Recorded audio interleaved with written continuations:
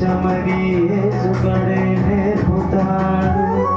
అందుకే సర్వాధికారం ఇచ్చాడు.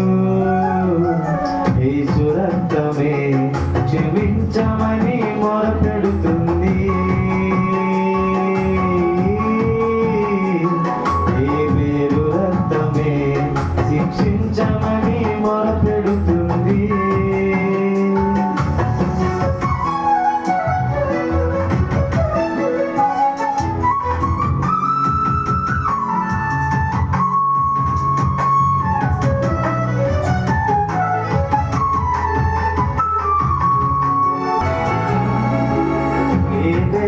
కంటే శ్రేష్టమైన యేసునొద్దకే క్రొత్త నిబంధన యొద్దకు మీరొచ్చారు.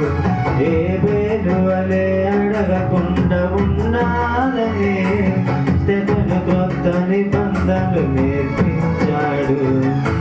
ఎన్ని మార్లు సహోదరుని క్షమించాలి? 70 ఏళ్లకు పైనే క్షమించాలి. ఈ రక్తమే ప్రతిసారి నువ్వు త్రాగుతుంటే క్షమించమని అడుగుతుంది. ఆరాధనలో క్షమాపణ దొరుకుతుంది. యేసు రక్తమే క్షమించమని